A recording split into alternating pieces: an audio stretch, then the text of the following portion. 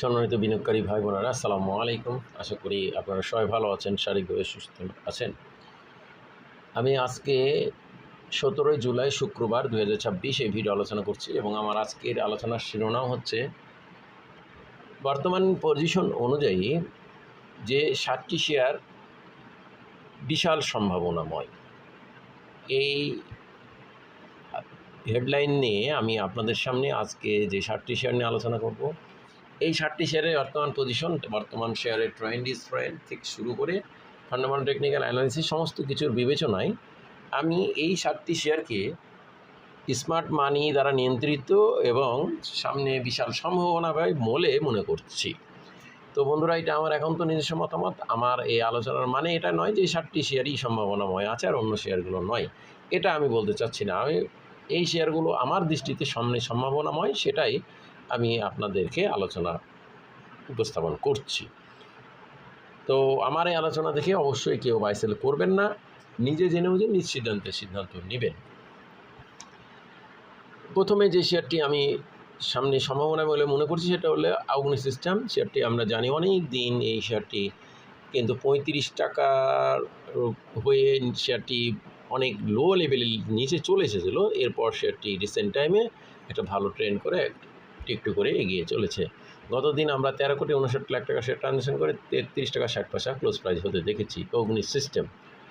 অগ্নি system শেয়ারটির আমরা যদি দেখি, বর্তমানে 1 টাকা 9 পয়সা ইপিএস, 30p এবং এটা বিনিয়োগযোগ্য পি, লোন মার্জিন বলবৎ রয়েছে এবং শেয়ারটি বর্তমানে ইপিএস কিন্তু Q2 থেকে ইনক্রিজ করেছে আইটি সেক্টরের এই শেয়ারটি। তো বন্ধুরা, অগ্নি সিস্টেম আমরা দেখুন শেয়ারটি 25-26 এই লেভেল থেকে প্রাইস ইনক্রিজ করে আস্তে আস্তে এই লেভেলে আছে, কিন্তু শেয়ারটি ইতিপূর্বে 35 টাকা লেভেলে টাচ করে শেয়ারটি অনেক ফল করেছে। এখানে একটা ভালো লেনদেন সহ এখানে একটা স্মার্ট মানির শক্ত পার্টিসিপেশন আছে আমরা দেখতে পাচ্ছি। এরপর যে শেয়ারটি আমি আপনাদের জন্য আলোচনা করব সেটা হচ্ছে সিবিও। শেয়ারটি 3,10,000 ভলিউম নিয়ে 5,56,00,000 টাকা শেয়ার ট্রানজ্যাকশন করে দিন শেষে গত দিন 178 টাকা 60 পয়সা ক্লোজ প্রাইস ছিল, 3 টাকা 20 পয়সা কমে এই রেটটা করছে গত দিন। শেয়ারটি আমরা দেখছি বন্ধুরা, আমরা অনেক দিন ধরে 150, 60, 70 এই লেভেলেই ঘোরাঘোরা করতে দেখি এবং রিসেন্টলি শেয়ারটি 189 টাকা টাচ করেছিল গত 15 জুলাই। এরপর শেয়ারটি প্রাইস ফল করে আমরা গত দিন 178 টাকা 60 পয়সা পর্যন্ত নেমে যেতে দেখি। এরপর সিবিও আমরা যে শেয়ারটি আলোচনা করব সেটি হচ্ছে ড্যাফোডিল কম্পিউটার। এই শেয়ারটি আইটি সেক্টরের একটি শেয়ার, 3,59,00,000 টাকা শেয়ার ট্রানজ্যাকশন করে গত দিন 90 পয়সা বেড়ে 165 টাকা 60 পয়সা ক্লোজ প্রাইস ছিল। এটিও একটি রাইজিং অবস্থানে রয়েছে, যদিও পি রেশিও খায়, একটা রিস্কি ঝুঁকিপূর্ণ অবস্থানে রয়েছে। পি রেশিও অনুযায়ী নেট অ্যাসেট ভ্যালু 13 টাকা 15 কম এবং শেয়ার সংখ্যা যদিও খুব কম এবং পাবলিকের হাতে খুব কম সংখ্যক শেয়ার রয়েছে। 1,82,00,000 শেয়ার ইনস্টিটিউটের হাতে, ইনস্টিটিউট কোটায় এবার বেড়েছে। তো এই শেয়ারের একটা বড় উল্লেখযোগ্য বিষয় হলো যেহেতু কম সংখ্যক শেয়ার পাবলিকের হাতে আছে এবং যদি পাবলিকের এইখান থেকে আরও কিছু শেয়ার কিনে নেওয়া যায় তাহলে কিন্তু শেয়ারটিকে ইচ্ছামতো অনেকগুলো প্রাইস করানো যায়।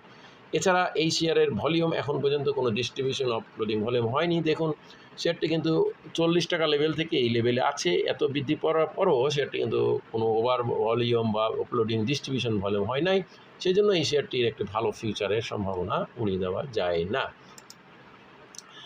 তো বন্ধুরা, আমরা আজকে এই পর্যন্ত 3টি আলোচনা করলাম। এরপর যে শেয়ারটি আলোচনা করব সেটি হচ্ছে EHL। এই শেয়ারটি আমরা ইতিপূর্বে আপনারা জানেন, এটা নিয়ে অনেক আলোচনা করছি 78 লেভেল থেকে এবং আমি আপনাদের জন্য সিবিও 160 লেভেল থেকে এবং অগ্নি সিস্টেম 25 টাকা থেকে আলোচনা করছি এবং চলমান আছে। EHL এটি স্ট্রং ফান্ডামেন্টাল শেয়ার, গত দিন 97 টাকা 80 পয়সা ক্লোজ প্রাইস ছিল, 8 টাকা 87 পয়সা ইপিএস, অসাধারণ ইপিএস, লোন মার্জিন বলবৎ রয়েছে মাত্র 11p, চমৎকার সেফটি, বিনিয়োগযোগ্য পি, লোন মার্জিন বলবৎ রয়েছে 0.76 এবং ইনস্টিটিউট কোটায় বাই হয়েছে। সেটি 100 টাকা লেভেলে টাচ করেছিল 14 জুলাই। একটা বড় ভলিউম নিয়ে 20,99,000 ভলিউম নিয়ে, তার পূর্বে 26 লাখ ভলিউম নিয়ে লেনদেন হয়েছিল এবং এই শেয়ারটি একটি ফান্ডামেন্টাল শেয়ার। এখানেও যে একটা শক্ত পার্টিসিপেশন রয়েছে স্মার্ট মানির, আমি অলরেডি 78 লেভেল থেকে আলোচনা করছি এবং আলোচনা চলমান আছে। এরপর বন্ধুরা, আমরা যে পঞ্চম শেয়ারটি আপনাদের সামনে তুলে ধরব সেটি হচ্ছে কর্ণফুলী ইন্স্যুরেন্স। দেখুন শেয়ারটি কিন্তু বেশ কিছুদিন ধরে প্রাইস ইনক্রিজ করছে এবং গতদিন 21 লাখ ভলিউম নিয়ে 10,55,00,000 টাকা শেয়ার ট্রানজ্যাকশন করে দিন শেষে 1 টাকা 40 পয়সা বেড়ে 48 টাকা 40 পয়সা ক্লোজ প্রাইস ছিল। কর্ণফুলী ইন্স্যুরেন্স বর্তমানে পি রেশিও 17.79, খুব কম সংখ্যক শেয়ার, মাত্র 4,49,00,000 শেয়ার। এবং ইন্স্যুরেন্স সেক্টরের এই শেয়ারটি দেখুন অনেক দিন ধরেই শেয়ারটির প্রাইস ইনক্রিজ করছে, ধীরে ধীরে ইনক্রিজ করছে 30 লেভেল থেকে দেখুন, এবং বর্তমানে 48 টাকা 40 পয়সা। এরপরেও তার শক্ত কোনো পার্টিসিপেশন বা শেয়ারটির কোনো আপলোডিং বা ডিস্ট্রিবিউশন ভলিউম এখন পর্যন্ত দেখা যায় নাই, যদিও একদিন 46,61,160,115টি ভলিউম নিয়েছিল 44 টাকা 45 টাকায়। এরপরও শেয়ারটি প্রাইস ইনক্রিজ করছে, সুতরাং এখানে যদি আপলোডিং বা ডিস্ট্রিবিউশন হতো তাহলে কিন্তু শেয়ারটি এই অবস্থান 45 থেকে 48 টাকা যেতে পারতো না। তো এখানেও একটা স্মার্ট মানির শক্ত পার্টিসিপেশন আছে, নজর আছে, এটা আমরা ধরেই নিতে পারি, বা সামনে বিশাল একটা সম্ভাবনাময়। এরপর আমরা যেই শেয়ারটি নিয়ে আলোচনা করব সেটি হচ্ছে মেঘনা ইন্স্যুরেন্স। এটিও একটি সম্ভাবনাময় শেয়ার। আমরা দেখছি 11,95,00,000 একটা শেয়ার ট্রানজ্যাকশন করে 1 টাকা 20 পয়সা বেড়ে 42 টাকা 90 পয়সা ক্লোজ প্রাইস ছিল। ইন্স্যুরেন্স সেক্টরের এই শেয়ারটিও আমরা দেখছি একটা ভালো সম্ভাবনায় তৈরি হচ্ছে। ইপিএস এবং পি রেশিও 22, ইপিএস 1 টাকা 88, 2,42,00,000 পাবলিকের আছে।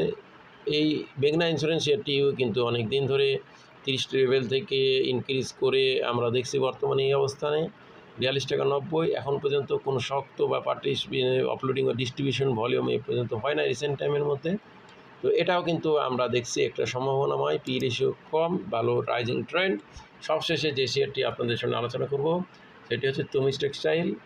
গতদিন 2 টাকা 80 পয়সা কমে 135 টাকা ক্লোজ প্রাইস ছিল।